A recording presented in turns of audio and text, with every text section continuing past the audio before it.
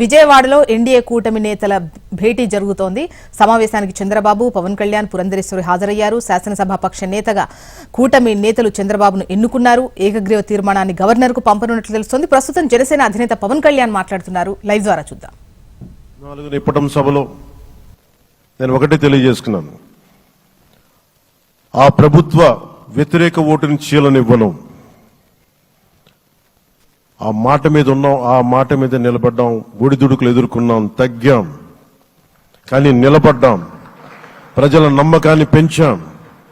అద్భుతమైన మెజారిటీతో ఈ రోజున మనం ప్రభుత్వాన్ని స్థాపిస్తున్నాం. చాలా మాటలు ఇచ్చాం. పొద్దున కూడా జనసేన లెజిస్లేటివ్ పార్టీ మీటింగ్లో నాయకుడిగా ఎన్నుకున్న సందర్భంలో మాట్లాడుతూ మనం చాలా మాటలు ఇచ్చాం. ఇది కక్ష సాధింపులకి సమయం కాదు, ఇది వ్యక్తిగత దూషణలకి సమయం కాదు. ఇది 5 కోట్ల మంది పైగా ప్రజలు మన మీద నమ్మకాన్ని పెట్టుకున్నారు. మన మీద మనందరం ఉమ్మడిగా, మనందరం సమిష్టిగా ఆంధ్రప్రదేశ్ ప్రజలు ఏ అభివృద్ధి అయితే కోరుకుంటున్నారో మనందరం సమిష్టిగా దీన్ని ముందుకు తీసుకెళ్లాలి, అభివృద్ధి పథంలో నడిపించాలి.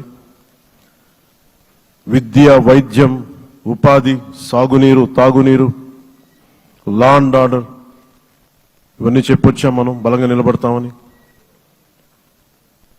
అలాగే మేనిఫెస్టోలో, ఉమ్మడి మేనిఫెస్టోలో చాలా మాటలు ఇచ్చాం.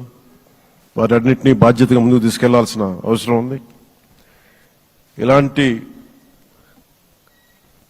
ఛాలెంజింగ్ టైమ్స్లో ఒక సుదీర్ఘమైన అనుభవం ఉన్న నాయకులు కావాలి. 4 దశాబ్దాల అనుభవం, అభివృద్ధి మీద అపారమైన అవగాహన, పెట్టుబడులను తెచ్చే సమర్థత, ప్రతిభ. విదేశాల్లో ఉండే నాయకుల్ని, మలేషియా దగ్గర నుంచి, సింగపూర్ దగ్గర నుంచి, యూరోప్ దగ్గర, అమెరికా నుంచి, ఆ దేశాల అధ్యక్షుల్ని తెలుగు రాష్ట్రాల వైపు దృష్టి మళ్లించేంత శక్తి, సమర్థత ఉన్న శ్రీ నారా చంద్రబాబు నాయుడు గారికి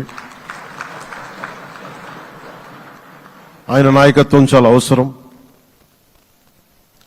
ఆయన అనుభవం చాలా అవసరం. అలాంటి అపారమైన అనుభవం ఉన్న వ్యక్తిని, అనుభవం ఒకటే కాదు, ధైర్యశాలి. ఈ రోజుకి నాకు ఒకటే గుర్తుంటుంది. మన తాడేపల్లిగూడెం సభలో చెప్పాను, చాలా క్లేమోర్ మైన్స్ పేలిపోతే, జీప్ ఎగిరిపోయి కింద పడితే చొక్కా దులుపుకొని ఆయన మళ్లీ వచ్చి రాజకీయం చేసిన వ్యక్తి. ఈ రోజున సైబరాబాద్ ఉంది అంటే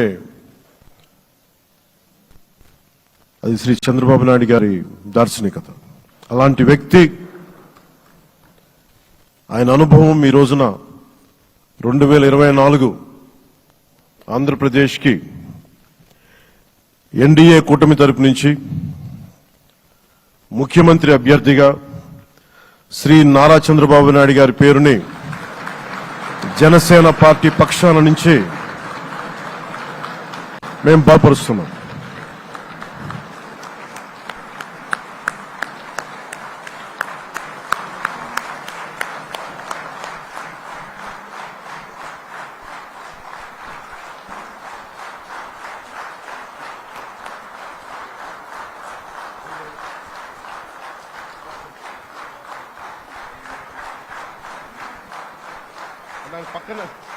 ఇది నేను ఆయన పక్కన పెట్టుకుని చెప్పాలి.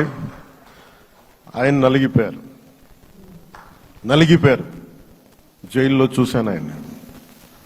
పాపం భువనేశ్వర్ గారి బాధను చూశాను. నేను అనుకున్నాను, అమ్మా మీరు కన్నీళ్లు పెట్టకండి, మంచి రోజులు వస్తాయని చెప్పిన మంచి రోజులు వచ్చినాయి. వారికి మనస్ఫూర్తిగా వారికి నా హృదయపూర్వక శుభాకాంక్షలు. మీరు అద్భుతమైన పాలన ఇవ్వాలి అందరికీ మనస్ఫూర్తిగా మీకు నేను తెలియజేసుకున్నాను సార్.